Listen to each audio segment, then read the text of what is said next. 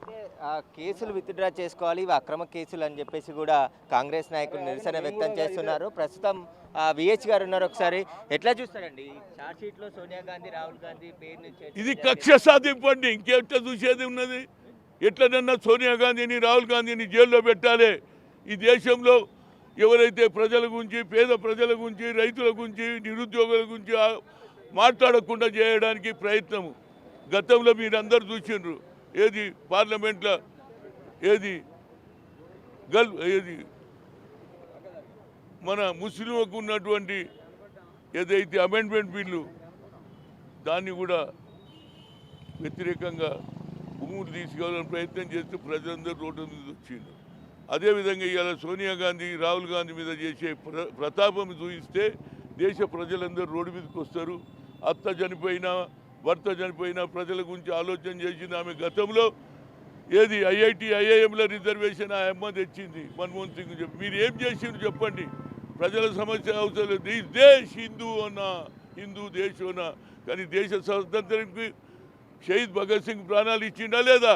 పోనీ ఏది బీజేపీలో, ఆర్ఎస్ఎస్లో ఒక్కడు ప్రాణం ఇచ్చినని చూపించమను.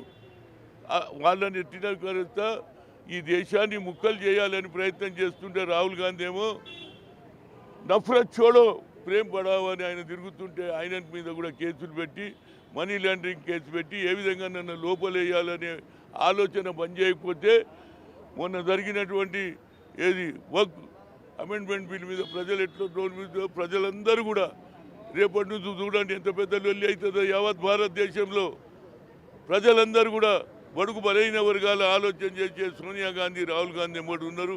ఇప్పటికన్నా ఆ కేసును ఏదైతే ఈడీ కేసును కావాలని ఎఫ్ఐఆర్ చేసి పంపిస్తున్నారు. అంటే వాళ్ళ ఉద్దేశం ఏంటంటే అపోజిషన్ వాళ్ళు ఎవరు ఉండొద్దు.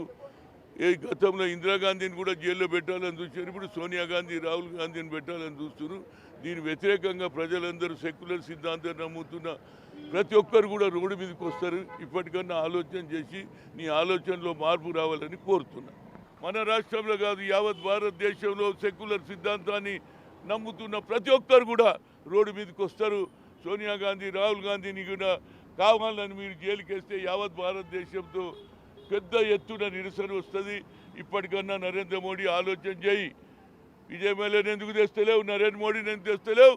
కోట్ల రూపాయలు కొల్లు కొట్టి ఇతర దేశాలలో ఉన్నారు, వాళ్ళని తెచ్చే దమ్ము లేదు ఈడీకి. కానీ ఇక్కడ ఉన్నటువంటి సోనియా గాంధీ ఒడుగు బలైన గురించి ఆలోచన ఆయన మీద కన్యాకుమారి నుంచి కశ్మీర్ వరకు నడిచినటువంటి రాహుల్ గాంధీ జితినా ఇచ్చేదారి ఉత్తి భాగీదారు క్యాష్ సెన్సస్ అన్నాడు. అది ముఖ్యంగా తెలంగాణలో రేవంత్ రెడ్డి దాన్ని అమలు చేశాడు. 42% వచ్చే సమయంలో మా నాయకురాలను, మా నాయకుడైన రాహుల్ గాంధీని, సోనియా గాంధీని జైలు పాలు చేయాలని ప్రయత్నం చేస్తే యావత్ భారతదేశము రోడ్ల మీద తిరిగిన పరిస్థితి ఉన్నది. ప్రభుత్వం కూడా పడిపోయే పరిస్థితి ఉంటుందని ఒక ఓబీసీ ఎంపీస్ కన్వీనర్గా, నేను మాజీ పీసీసీ అధ్యక్షుడిగా ఇప్పటికన్నా ఆలోచనలో మార్పు రాని, ప్రజలకు ఇచ్చిన హామీలు నిలబెట్టుకో.